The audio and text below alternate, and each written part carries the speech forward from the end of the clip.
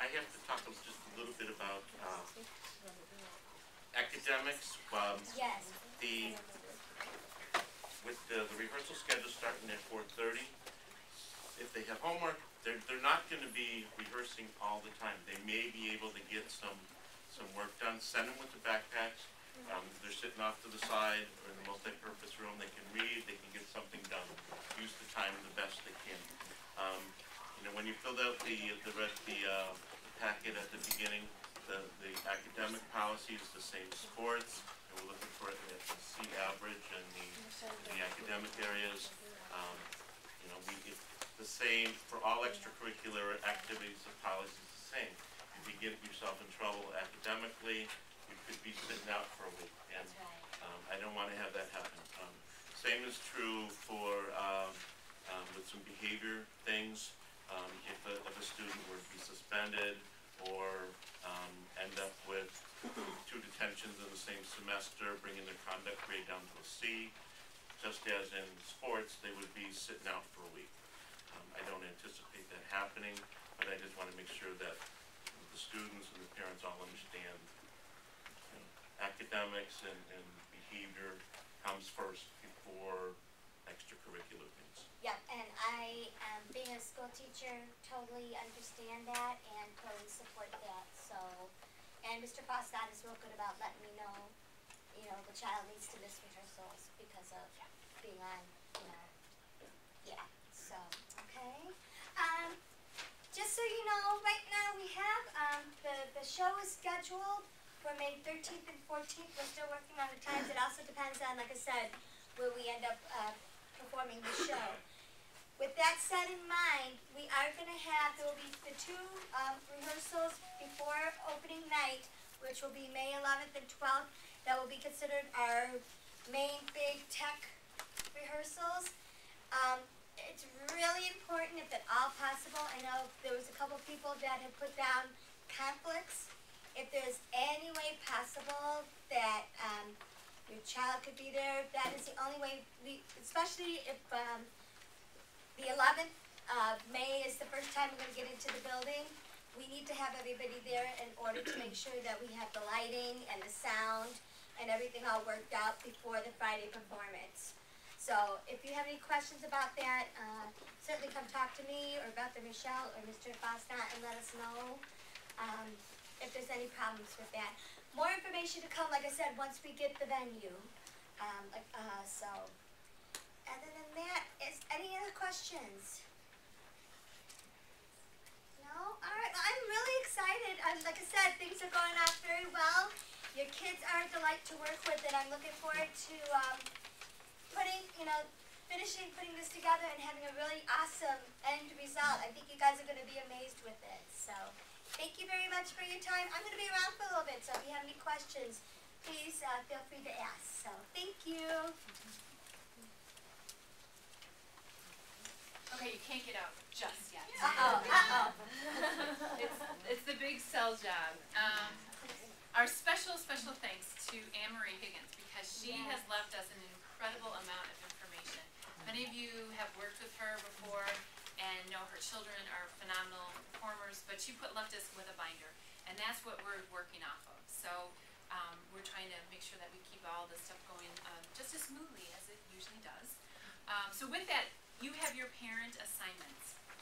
What we tried to do was go along with what you had listed on your audition, and if you never saw the audition form and your child put down what you might want to do, that has happened, and that's okay.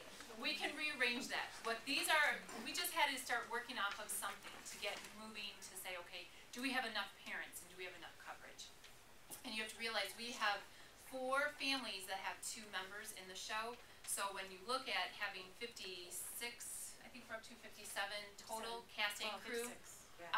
You're right, 56. That really we have to take out 4 of those parents because they're not going to try to do tons and tons extra because they can't split themselves up.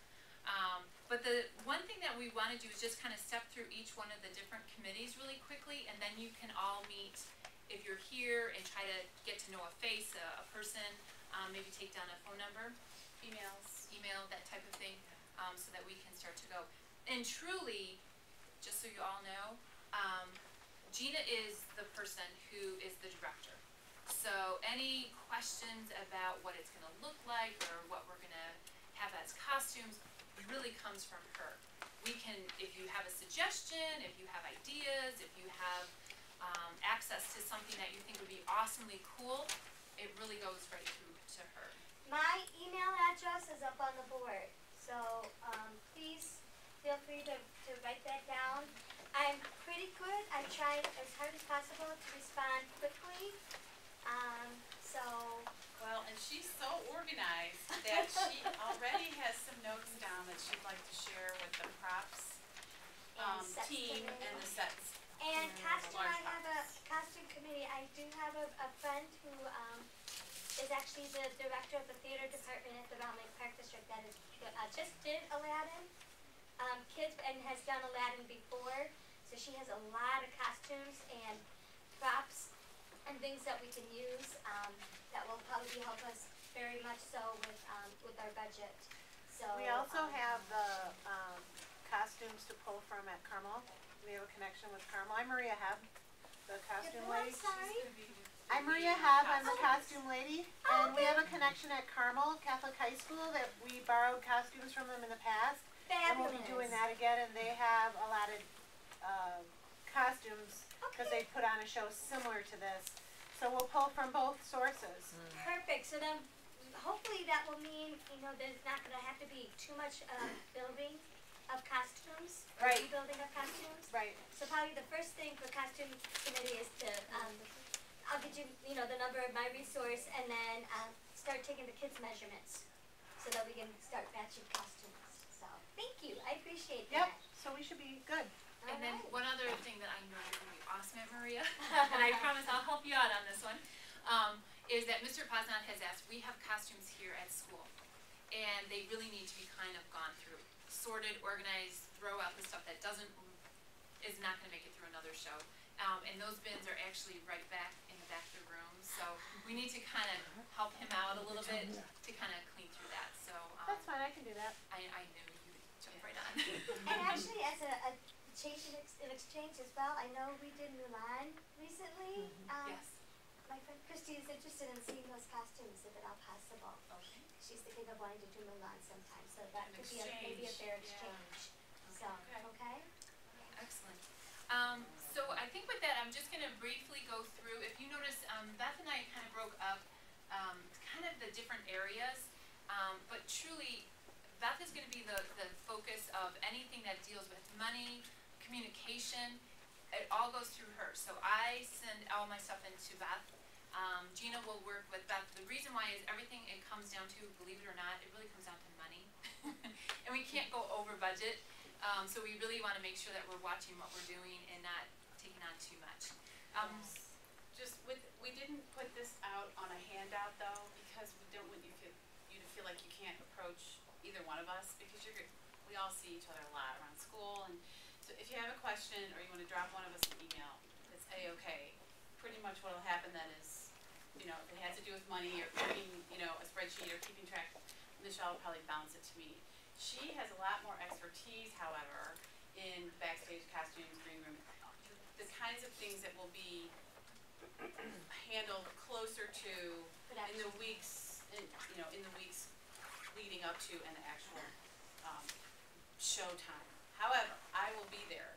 I'll be there to help clean up, and I'll be there to do anything we need to do. So we didn't want to make this hard, fast, in stone, but just to kind of clear communication a little bit. Starting off, backstage, basically those are the parents who are going to have to dress in black. So if you like to wear black or you have a really great black outfit, we want you there, because we try to do is put a parent on either side of the stage. You are watching the actors, okay? So you're making sure that the right actors are coming out at the right time. The people who work on props, you're actually going to make the physical items that they're bringing. So you actually will be doing some building and painting, and also the backstage crew kids get to help us do that, which is a lot of fun. But you're going to be backstage one night to watch that the right prop is going out at the right time. So the backstage parents are watching people, the actors, and the props people are going to be watching props. Believe it or not, it really takes at least 2 on both wings to make this work. Plus, it's always great to have an extra parent who's watching, because sometimes we need to have the students run around the side of the building in order to get back onto left or right stage, and they can't go downstairs, they can't go in front of the audience. So we need somebody to watch them as they run around the outside of the building. Okay, so that's basically that. Cleanup, pretty self-explanatory. We're hoping everyone will be part of that, but we really want to make sure that there are 2 parents at least who will be monitoring and watching, not only just at the end of the show, but also during the show, that if you notice at intermission, you know, that somebody has spilled something, water, that it's wiped up, that type of thing. So we just want to kind of keep a nice atmosphere. Costumes, as we just talked about, we've got some great resources. Maria's already all over it. It's awesome. Excellent. That's perfect. Green room is basically a staging holding area. Right now at the seminary, we use the rooms downstairs, so they're physically lower than where the stage is, so they have to you have to plan for a time for them to be able to get upstairs and onto the backstage in order to come on at the right time. It's very important, and I know Susie's awesome at this, because you almost have to entertain some of them, because they could be sitting down there for the first, couple songs, and they're like, they just want to party down there, and you're like, no, there's a whole show going on upstairs. So Believe please it or don't not, send every boomboxes. single cast member is involved at the very beginning of the show. There will not be one person sitting down in the green room at the beginning, just so you know. That's good, that's good. Sometimes that has happened, that they're not on until the second. Right.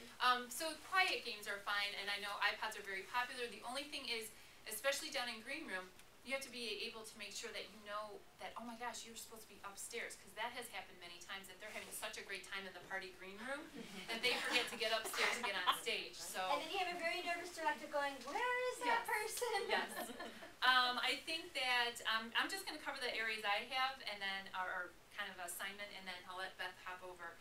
Makeup and hair, that's pretty self-explanatory. Direction will definitely come from Gina. So if your son or daughter says, oh no, I'm supposed to have all this and all this, really the direction is going to be coming from there. So we want to make sure it looks kind of a similar look, and not suddenly somebody has this great tan, out there.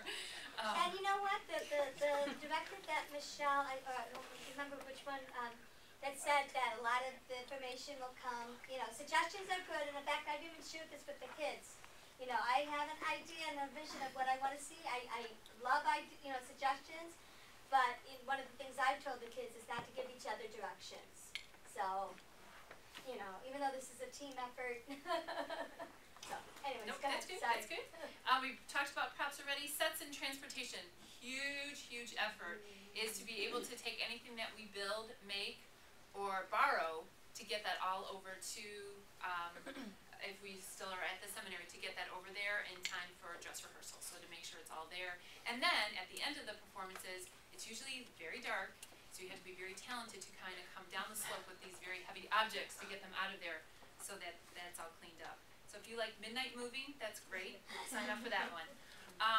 And then the technical, this is a really critical area, just because we try to mic as many children as possible. We would like to, if possible, and we have 2 males, but we definitely need 1, if not 2 females to work, because the microphones, believe it or not, have to be taped onto them, and we want to make sure that we are, doing everything correctly. No need to go into that anymore. But that's pretty much my side of the production side, so I'm going to flip back over then to Beth.